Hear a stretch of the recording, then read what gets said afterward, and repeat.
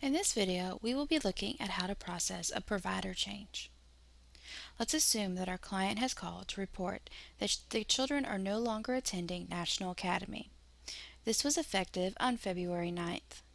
The children will be starting on the 16th at KinderCare on Appian Way.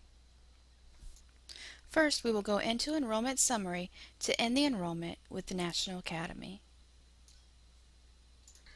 To end enrollment, we will need to choose each child's name and then click on the start date for their enrollment. Once we have chosen the child and clicked on the start date, this screen will appear the enrollment details. We're going to choose our end type as discontinued. Our reason would be client discretion. And our end date is going to be February 9th because that's the day that the services ended with the provider. At this point, we will click Save and return to Enrollment Summary. We will complete the same action for the other child, George.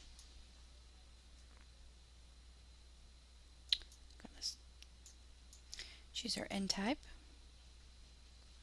our reason, and our end date. Choose Save and return to Enrollment Summary. On the Enrollment Summary screen, if you click on each child's name, you should see the care end date as February 9th, indicating the last day that they attended this provider.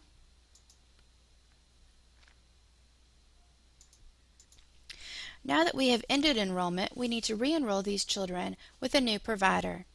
Because they're both going to be going to the same provider, we can select all and add enrollment. From here, we will search for our new provider by name. And because KinderCare is a nationwide organization, we're going to select the county that we're looking for. As you can see, there are several KinderCares in the Fayette County area. You will recall that the client is wanting to attend the one on Appian Way, which is here. We'll choose this provider by clicking on the CLR number,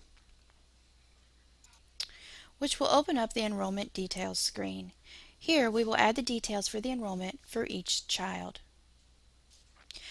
The client said that the children will be starting at the provider on February 16th. And these will not be traditional hours, so our answer to non-traditional hours is no. And then we will select Save. Once we select Save, we will want to add a schedule. Because the client is not reporting any kind of change with hours, we're going to use the same schedule that was set up for the previous provider. As we can see, this client had services a full day on Monday, Wednesdays, and Fridays for both children, and that's the schedule we'll use for this provider as well. We'll select Add Schedule, and then we'll put full day, which is the code of number 1, on Monday, Wednesday, and Friday, and select Save.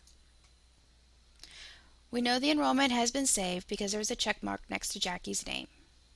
We will now do the same thing for George. Again, his care is starting on the 16th. He will not be using non-traditional hours, so the answer is no, and select Save. Again, we will add his schedule based on the information from the previous provider, which was 3 full days on Monday, Wednesday, and Friday. And select Save. From here we can see that both children's enrollments have been saved, and so we will now return to Enrollment Summary. On Enrollment Summary, we can see that we need to create a new certificate for the new provider. To do so, we'll click on the provider's name, and we can see that we are unable to create it for some reason. By holding your cursor over the word Create, it will tell you what's missing. In this case, we have not allocated the copay first. So we need to do that by clicking Allocate Copay. And then we'll go back and click on the provider's name. And now we have the option to create the certificate. Because this is the new provider, we will need signatures, and we also need to include the DCC 94C. And then select Create. The certificate opens up in a different window, and we'll select Open, and we can see the certificate is there. It's for Kinder Care on Appian Way. We've approved for 3 full days of care, Monday, Wednesday, and Friday, for both children. All of the pages are here, including the DCC 94C, which advises the provider of the day that everything needs to be returned.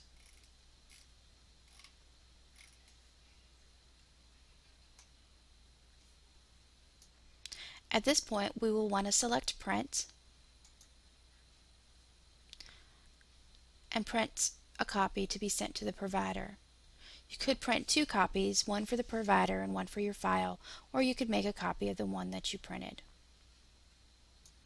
Once you have printed the 94 and 94C for the new provider, you will need to create a 94D for the previous provider. You're going to include the provider's name and address here, and you're going to enter the effective date. Now remember, the effective date is the first day that we will no longer be paying for services. In this case, the children's last day at National Academy was on February 9th. So the first day that we will not pay for services is February 10th. You'll list the children's names here, which was Jackie,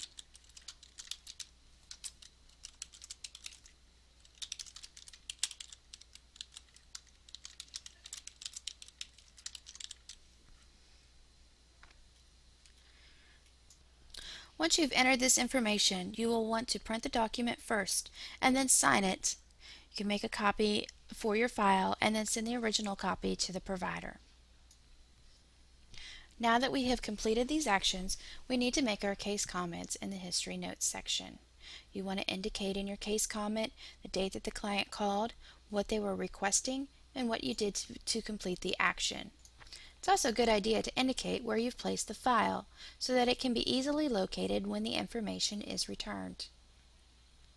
We've placed this file in pending number 25 because that's the date in which the information is due. Additionally, we've made a counselor note indicating the due date and what is due. This makes for easy reference if someone were to call with questions. Once the 94 has been returned, you'll go to the enrollment summary screen and you will click on the provider's name,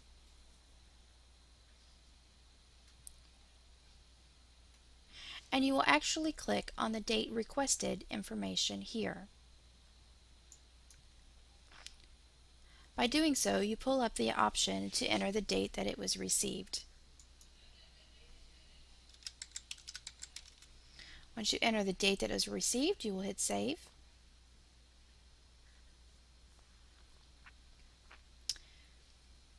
And return to the case summary page. As we can see, the provider information is now active. This means they will be able to receive payments for the services they are providing. At this point, you will also want to make a history note indicating the date that you received the 94 and what you did with it. Again, indicate where you've placed the file once you've completed the case. The case change is now complete, and you will need to go to Notes History to print a copy of the case change history notes. Select Case Comments,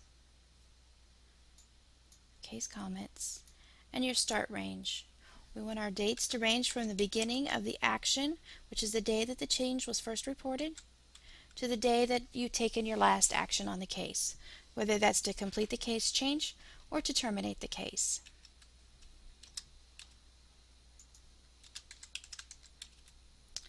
And then select Print History. This will open up in a separate screen where you will select Open and then select Print. You will select one copy to print and place it on the top of the paperwork associated with this case change.